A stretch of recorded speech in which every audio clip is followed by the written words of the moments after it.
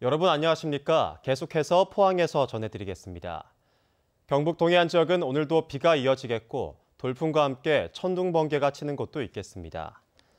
예상 강수량은 내일까지 경북 북부는 50에서 150, 경북 남부와 울릉도 독도는 30에서 80mm이고 경북 북부를 중심으로 시간당 30mm 이상의 매우 강한 비가 오는 곳도 있겠습니다.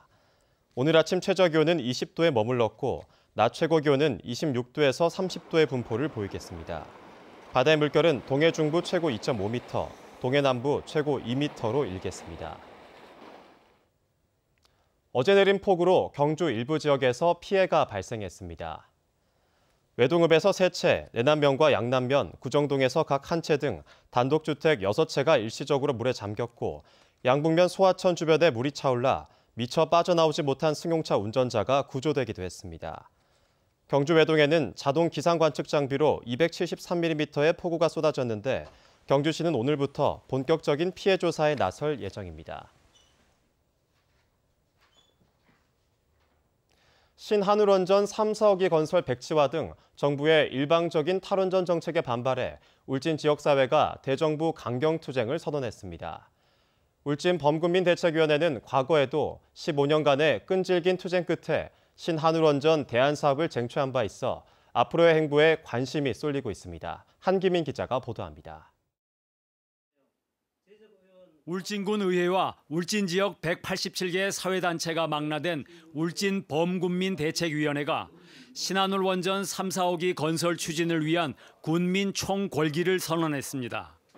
우선 오는 28일 한국수력원자력 본사 앞에서 시위를 벌인 뒤 다음 달부터는 서울에 사는 출향인들과 함께 청와대 앞에서 1인 시위를 이어가고 다음 달 14일에는 대규모 집회에 이어 광화문까지 거리 행진도 벌이기로 했습니다.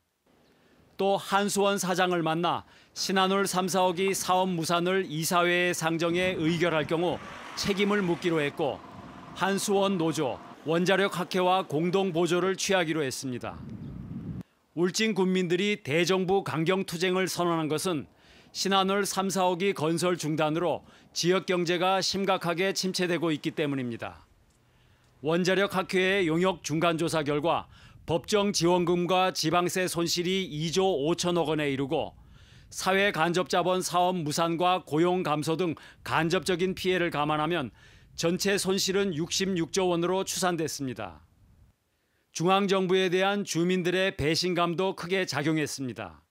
찬반 갈등을 겨우 봉합하고 정부 정책을 받아들여 확정된 원전 건설 계획을 주민 의견 수렴 없이 하루아침에 뒤집었다는 겁니다.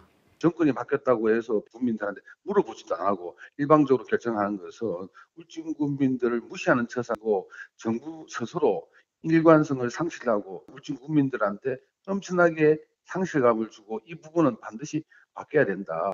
울진 범군민대책위원회는 4년 전에도 신한울 원전 사업 확장과 관련해 15년간의 오랜 투쟁과 끈질긴 협상 끝에 정부와 한수원으로부터 2,800억 원 규모의 대안 사업을 받아낸 바 있습니다. 이번에도 정부에 대해 원전 의존형이 아닌 대안형 경제구조 인프라를 구축할 것을 요구하고 있어서 주민들이 수용할 만한 대책이 나오지 않을 경우 이번 사태가 쉽게 가라앉지는 않을 것으로 보입니다. MBC 뉴스 한기민입니다. 울진군은 내년 말까지 죽변항에서 후정해수욕장 간 2.4km 구간에 순환철도를 만들어 철로 자전거를 운행하기로 했습니다. 순환철도는 군 예산 100억 원과 한울원자력본부 지원금 95억 원이 투입돼 해수면에서 6에서 8m 높이로 건립됩니다. 관광객은 이곳에서 바다를 감상하며 발로 밟거나 전기로 움직이는 철로 자전거를 탈 수 있어 새로운 관광 명소가 될 것으로 기대됩니다.